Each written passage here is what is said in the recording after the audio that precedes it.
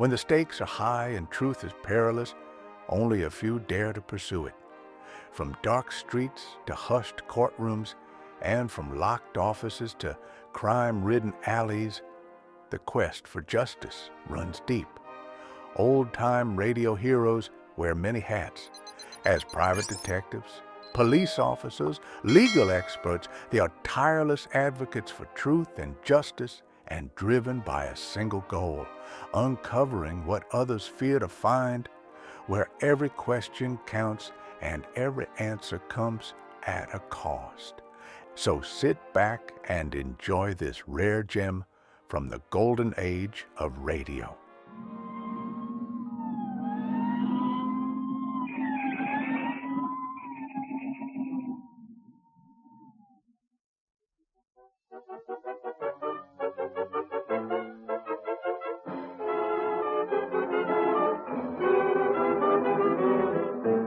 Miss Pinkerton, Incorporated, starring Joan Blondell and Dick Powell.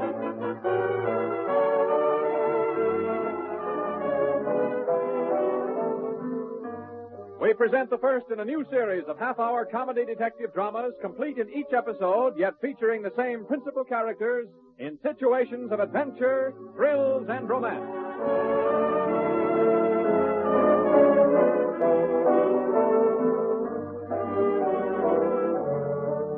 To begin at the beginning, as is customary and proper, the saga of Mary Vance, who may be described as a career woman, and Dennis Murray, whose occupation will be explained later, began of all places on the placid campus of Cornell University. The exact place was the reception room of Mary's dormitory. The time, just a little while ago. And so you see, Miss Vance, because of your cousin's untimely death, your late uncle's detective agency now belongs to you. Well, that was awfully sweet of Uncle Mike, but what do I want with a detective agency? After all, I'm a lawyer, or I will be if I can scrape up enough money to finish my course. You will then sell the agency? Certainly. Your Uncle Michael made quite a name for himself as its head, and the business should be worth a considerable sum. Well, the next move is New York, huh? Yes, you'd have to go in any event in order to settle the estate. The sale can be arranged later. How soon must I be there? Right away. Mr. Jones, I'm almost in New York right now.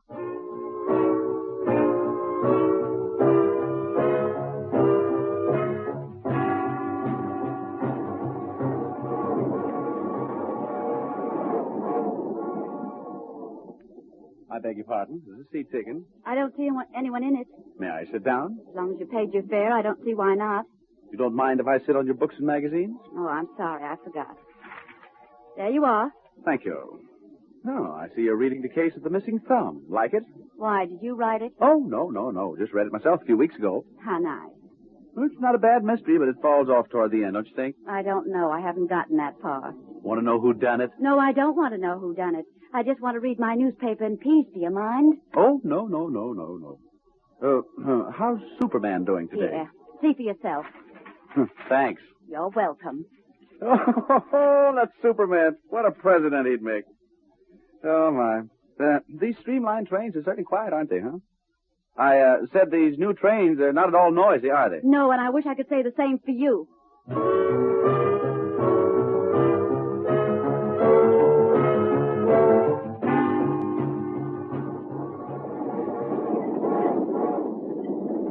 Waiter, is this the only seat left in the diner? Yes, I'm sure the gentleman won't mind you sitting at his table. Oh, what could be more pleasant than gazing at a fair lady over one's mashed potatoes?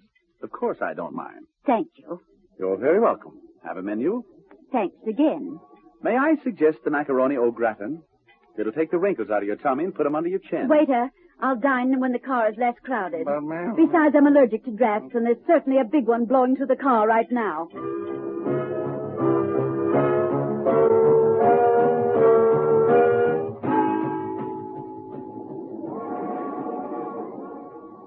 And so we leave the diner and we're back in the club car where our beautiful friendship had its beginning. Look, don't you want to lie down and play dead? Oh, come. We've 3 hours of travel ahead. Why not break down and get conversational? I'm not on the make, honest. Said he with a leer. Really, I'm not. Now, what's wrong with a little conversation to make a train trip shorter? Nothing, I suppose. My name is Dennis Michael Murray. What's yours? It's Esmeralda. Esmeralda Higgins. Esmeralda Higgins. Well, it's pretty name. Thank you. Are you going to New York to stay? No, just visiting. Are you planning anything definite? I'm 5'3" tall. I weigh 118 pounds. I smoke occasionally, drink less occasionally, and I study law at Cornell. A lawyer? You? What's funny about that? Well, if you'd said anything else, a model or a nurse, even a lady barber, but a lawyer. What's wrong with my being a lawyer? Well, you're not the career girl type, that's all. Oh, so you analyze character, too. Sure. You're the maternal type. I can see mother love shining out of those beautiful blue eyes. You know, the thing for you to do is to marry some nice fella, settle down in a rose-covered cottage. And raise dozens of children, I suppose. Sure, that's better than raising dozens of affidavits. You know, your kind of thinking went out with the horse and buggy era, and believe me, that's where I wish you were right now. So if you'll pardon my back, I'd like to look at the scenery.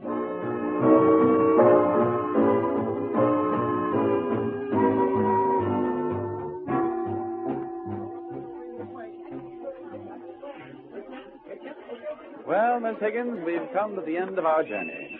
But that shouldn't end our friendship, now should it? I don't see why not, Mr. Mulligan. Murray.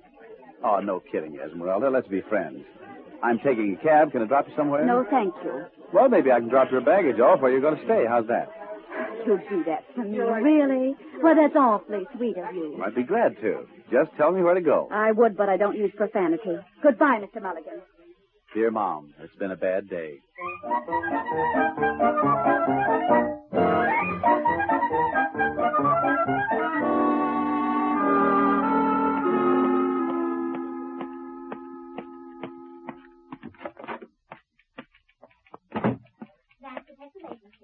I'm sorry, madam, but if you want us to trace your husband, you'll have to come to our offices and make the usual arrangements.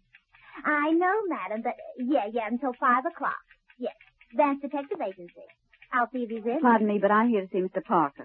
Second door to your left, please. Thank you. Come in.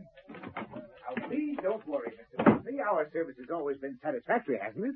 Yes, I know it's important. It's just as important to us. I'll have my best operatives there. Goodbye, Mr. Bentley. All right, young lady, what's your experience? Well, not very much, I'm afraid. What? There's a fine howdy do.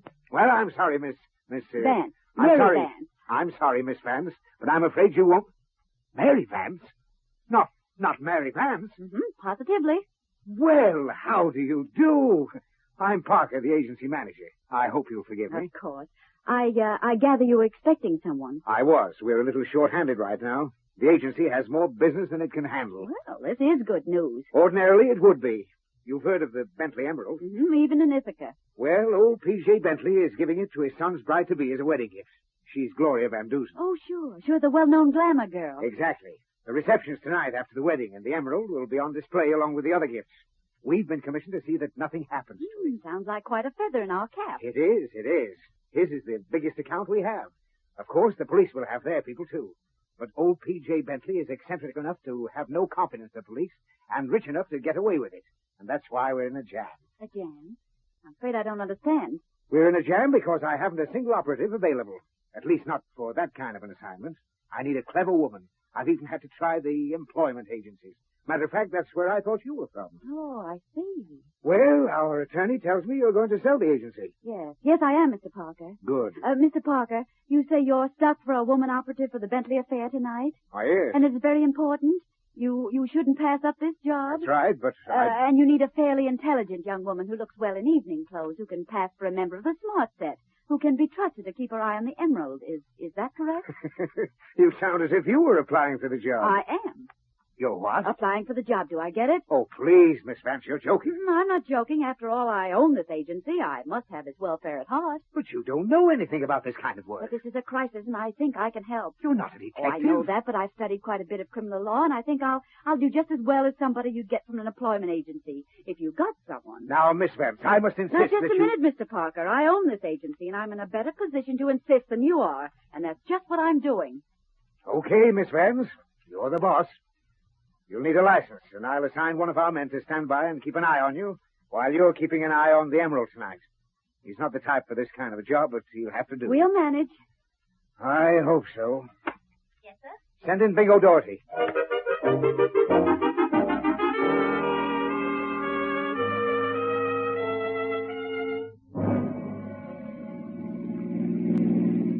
Miss Vance. Them newspaper guys certainly give you a big play this afternoon, didn't they?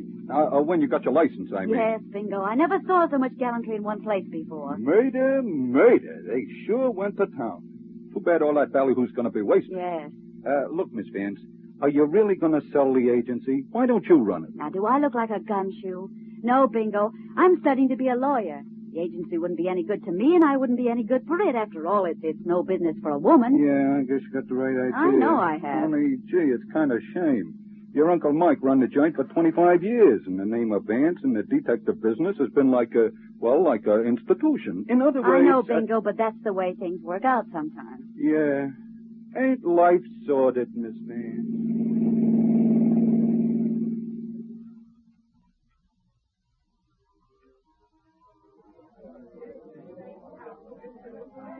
Well, Bingo, this is probably the most expensive wedding reception of the decade. Yeah. There's enough champagne here in this joint to float a battleship. To say the least. Hey, Bingo, you know what I think? I think we ought to separate, mingle with the guests, perhaps.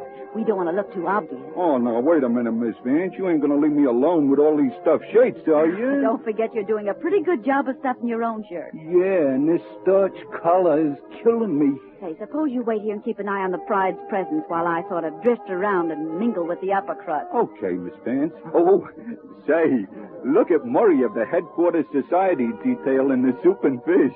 Ain't he got the savoir-faire? Who? Over there by the pillar, the good-looking guy. What? I know that man. I met him on the train. Is he a policeman? Detective sergeant, and a good one, too. Well. Pardon me, Bingo, and don't forget your own savoir-faire. Huh? Oh, sure. Gee, if the guys at Barney's bar could get a gander at me now, they'd swear I was getting, class conscious. Murder.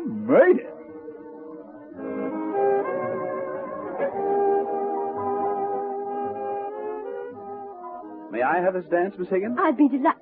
Oh, it's you. That's right. Shall we? But can I lose? Well, I never dreamed we'd meet again, at least so soon. It is a small world, isn't it? Sergeant Murray. Yes? Who told you I was on the force? Oh, I know all about you, Sergeant. For example, you're on a society detail. Well, I guess I may as well break down and confess. Yep, I'm always assigned to these society affairs. The inspector thinks I look good in tails. He's right there, but one tail would be enough. Sweet child. And you're here to guard the Bentley Emerald, aren't you? That's right. Hey, what do you know about the Emerald? I also know that Mr. Bentley thinks the police force are incompetent and immaterial. Oh, he does, huh? Now, Sergeant, don't stop dancing. People are looking at you. Well, let them look. And how is it that you're so familiar with Mr. Bentley's opinions, Miss Higgins? Oh, not Higgins. Vance. Mary Vance. You see, Mr. Bentley hired me to keep an eye on the Emerald. In person. He hired you? Mm-hmm. Wait a minute. Vance, you wouldn't have any connection with the Vance Detective Agency, would you? I own it. You? Woo, from mouthpiece to gumshoe in 48 hours. Oh, lady, you change careers more often than I do shirts. What's wrong with my being a private detective? Now, don't stop dancing, Miss Pinkerton. I mean, Miss Vance. People are looking. Really, Sergeant, I think you're afraid of a little competition. Oh, sure. I'm afraid to pieces, but not of competition. Now, look, Esmeralda. The name is Mary. All right, Mary. Now, kidding on the square. Go back to your law books, but fast. Oh, now you think the law is a good career for a woman. Well, it's better than the racket you're getting into. Crime isn't romantic. It's ugly and sordid. It's rotten. Is that all, Sergeant Murray? No, that's not all. You get yourself all mixed up with some really bad boys, and your pretty head won't be worth a nickel. Now, take a guy's advice and go back to school like a good little girl. Would it be too much of a strain for you to mind your own business? Okay. Let's dance. People are looking. Well, that's better. Don't holler when you get hurt. I won't. And don't you pout if I make you look bad. It's a deal. Incidentally, now that you're a working detective, you might as well know the kind of playmate you're taking on. What do you mean? You see that man near the French window? You mean that tall, distinguished-looking man with the gray hair? Yep. That tall, distinguished-looking man is Soap Jennings, one of our better jewel thieves. No. Yes, he usually works the European pleasure spas, but the war killed that. And that man in the corner He there... reminds me of my English professor. Well, he's none other than High Pocket's Harry Miller, also a dealer in hot ice. You mean they're criminals? Yep. They're probably after the emerald. Wouldn't be a bit surprised. Well, then why don't you arrest them or something? Because I haven't a thing on them yet. You know, they don't look like criminals. I mean, Of course they don't. That's why they're top notches. But neither of them would stop at murder, believe me. Excuse me, just a minute, please. Where are you going? Just a part of my nose, if you don't mind. Well, hurry back. What happened to the lights? Turn on the lights! They're on again. What's happening? The emerald, it's gone. It's stolen. Hey, Sergeant, do you know what happened? Well, looks like they got to the emerald. Murder! Hey, you see my boss, Miss Vince? Nope, she disappeared just before the lights went out. Disappeared? Yes, and so have two of the slickest jewel thieves in the country. Come on, Bingo.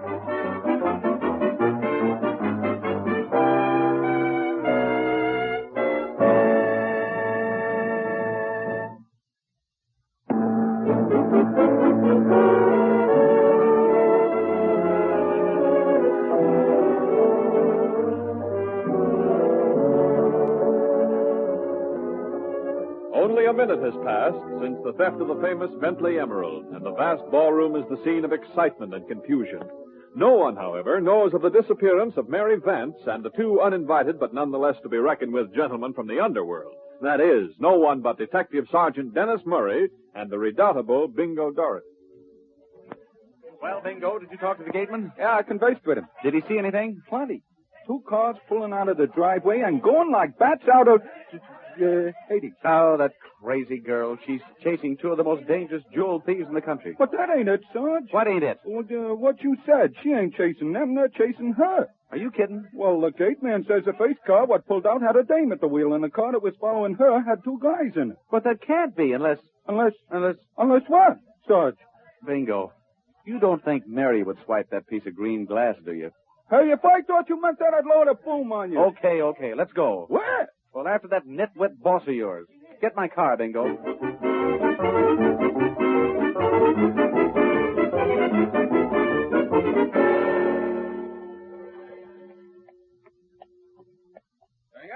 Make this an express stop, will you? Floor, please. 10th floor. Say, where'd you get the shiner? I got caught in a jam. Would you like some beefsteak? Thanks, kid. I'm not hungry. Okay, lady. Here's the 10th floor. Thanks.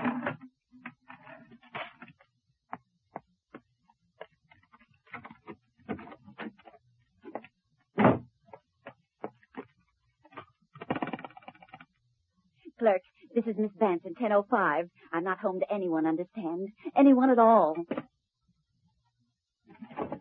Oh. So sorry to intrude. Who are you? How'd you get in? With this pass key, Well, what do you want? the Bentley Emerald, Miss Vance, and don't try to lift that phone. What makes you think I have the emerald? We know you got it. Let's not beat around the bush, Miss Vance. Miller and I were after the stone, had the stage all set. You just worked faster than we I did. don't know what you're talking about. Oh, no? Incidentally, I do want to apologize for the condition of your eye. The darkness, you know. I didn't expect to find someone else reaching for the stone at the same time I did. Gentlemen, I think you're making a mistake. She's too smart, Silk. Let's get tough and If you scram. take another step toward me, I'll scream. Now, just a moment. I'm sure there's no need for violence. Miss Vance, let me explain the situation. Do. To begin with, Miller and I went after the emerald on our own hook. You should know that a stone so large and so famous would be extremely difficult to dispose of. Consequently, we've been operating as what might be termed contractors. Contractors. Yes, we were hired to obtain the emerald, and for a very handsome retainer, too. You stepped in and almost robbed us of our commission. Ah, the world's a cruel place, isn't it? Yeah, for some people. Get to the point, Silk. Miss Vance, we aren't the kind of men to lose a large sum of money with a smile. I suggest that we cut you in and split the proceeds 3 ways. Oh, you cut me in? Exactly. To dispose of the emerald, you would eventually have to do business with our employer, who happens to be the most important fence on the East Coast. He's a good man to have for a friend, a bad one for an enemy. And I'm only to get a third. Is that all? Well, on this deal, yes. But I think you're a clever girl. We ought to be able to work together, and do well, too. And if I refuse? Then Mr. Miller here will be forced to apply his own method of persuasion. Oh. Well, I think you boys have something there. It's a deal. But I want to turn the stone over to your boss personally. Excellent. You are a clever girl. Good evening, folks. Papa's got a nasty old gun that might explode and go boom. Right in your puss. Funny man, isn't he? Yeah. Now you two step over to the corner and face the wall. That's right. And you, young lady, come over toward me. Say, where did you pick up that black eye? It's a Lulu. You think you're clever, don't you? Yeah. Now you stand right here by me while I give these gentlemen the once-over. Toting any artillery silk? I never do. Sure. But this time you were a little out of your territory. Yes, and you're a long way from yours. Drop your gun, Sergeant, because I got one right in your back. What? Are you in with these... Oh, Good work, Miller. Did you have to hit him with that thing? Come on. You better not lose any more time. Yeah, let's get going.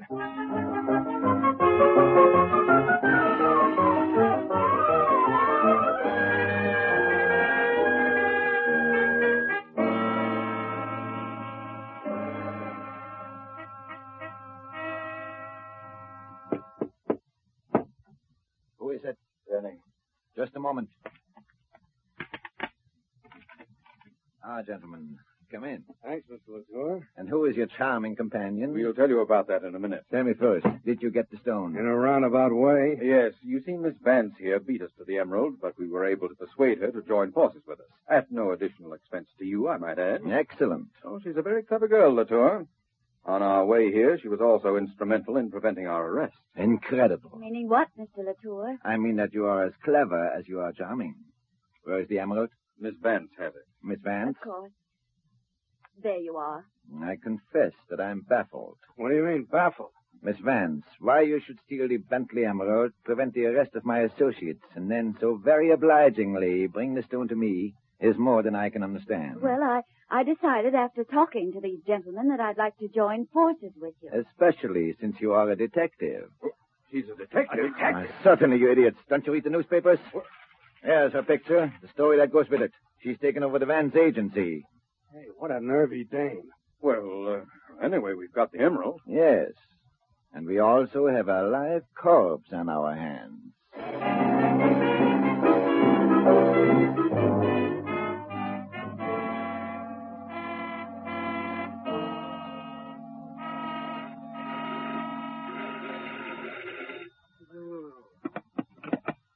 Yes. Oh, Sarge? Bingo, where are you? I was down in the lobby keeping my eyes peeled, like you said, when I seen Miss Vance and them two guys come out. So I figure I better follow them. And guess where they went? They went in the back door of Latour's. You know, that high-class jewelry store on Fifth Avenue. Well, Bingo, you stay right where you are till I get there, and don't let anybody in or out. And don't go in yourself, you get it? Darn that crazy girl. Guinea Police Headquarters.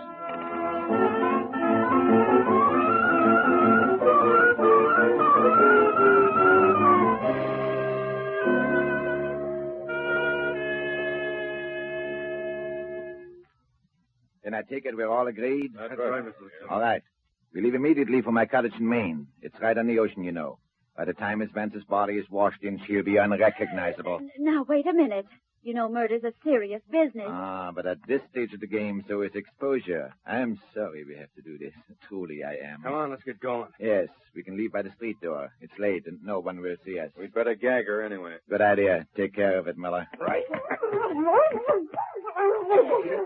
Hey, that's the cops. Come on.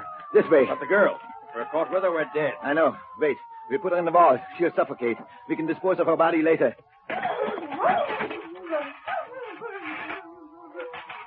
Now, hurry. Hurry. Out the back way. Let him have it. All right, boys, the game's up. Come on, up with your hands. Nice work, Bingo. Are you hurt? Nah, where's Miss Vance? Yeah, where is she, Latour? I don't know what you're talking about. All right, boys, we'll make them talk. Wait a minute. I'm not taking a murder rap. She's in the vault. Get her out, Latour. It's not locked. Just throw back the bolt. Well. Look at little Miss Pinkerton. Come on, out you go. Think you're smart, don't you? That's what I get for saving your life. Get back in the safe. Oh, all right. Noonan, you can take these gentlemen down to the station now. All right, Sergeant. Come on, get along. Come on. Now, when and where did you get that shiner, Miss Gumshoe? When I took the emerald, And why, if I may be so bold, did you snitch Exhibit A? because it was the only thing I could do. I saw this high pockets individual getting ready to turn off the lights. I had to act quick. I grabbed the emerald first. And? Well, I got the black eye in the tussle with Jennings, and then I got scared and I ran. I don't know why. I got into my car and they followed me. Well, why did you stick a gun in my back and get me knocked out? Oh, that. Yes, that. Well, I found out that they were only part of a ring. The tour was the big shot, the master fence. That was even bigger than the emerald itself. I had to follow through, and then you got in the way. Uh-huh. And you might add, it was a mighty good thing for you that I got back in your way. Well, thank you kindly, Sergeant. No, you're welcome. You're welcome. Now, let me tell you something, little Miss Muffet. All you did tonight was to mess up the sweetest little trap ever set by the police department of this great city. Don't be a poor sport, Sergeant Murray. Believe me, I'm not.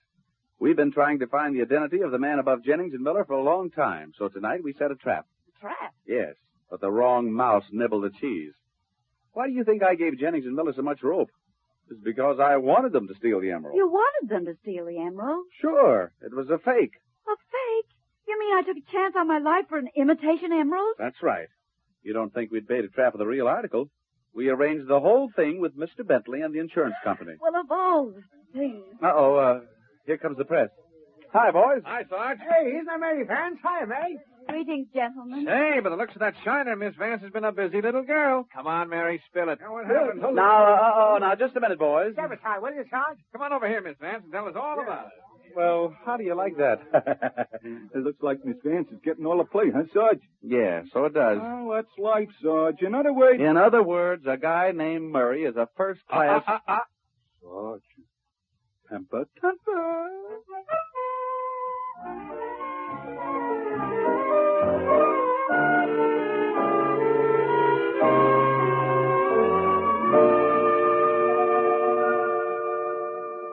I don't mind admitting I had a very anxious night, Miss Vance. You had an anxious night, Mr. Parker. How does it feel to have your name on every front page in town? Yeah, Miss Vance, you were in the limelight, all right. It hurts my eyes. Too much excitement, eh? Well, you can relax now. After last night's business, you'll have no trouble at all getting some good offers for the agency. Mm-hmm. Come in. Am I intruding? Not at all, Sergeant. Good. I'd like to take you to lunch. Really? As a tribute to my ability? Frankly, no. As a tribute to your luck. Stop kidding yourself, Mary. You're not a detective. You never will be. That's not what the newspapers think. Yeah? Well, if I hadn't been around, the only newspaper headline you'd rate today would have been an obituary. Sour grapes. I hear you're going to sell the agency. I don't know where you got that impression. But, Miss Vance...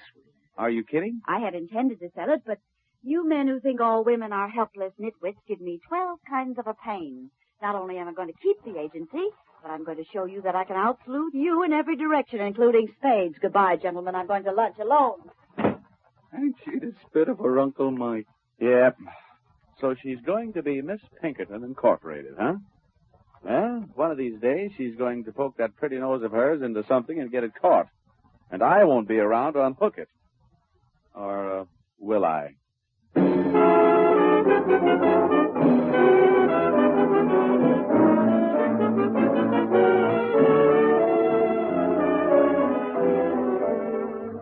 Supporting Miss Blondell and Mr. Powell were Hanley Stafford, Gail Gordon, Ed Max, Elliot Lewis, Frederick Gurman, and Sarah Berner. Story by Carl Foreman and Charles R. Marion. Music composed and directed by Lenny Kahn.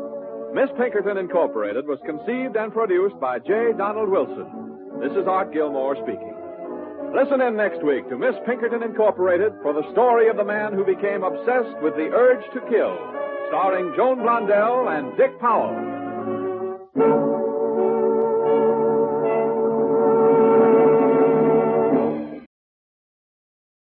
Well, folks, that's all for tonight's broadcast here on Randy's Old Time Radio Shows. Now, bringing these golden oldies back to life takes no small amount of time and effort from our good friend Randy, cleaning up the audio, converting the files, and making sure each show has the best audio possible. If you've enjoyed the program and you'd like to help keep these classics on the airwaves night after night, why not consider a small donation? Every penny goes straight to supporting Randy's work and helping this channel stay on the air. You'll find the links down in the description below. And for those of you kind souls who've already given, Randy tips his fedora to you. Your support truly keeps this old radio spirit alive. Thanks ever so much. And until next time, keep those dials tuned and keep the memories rolling.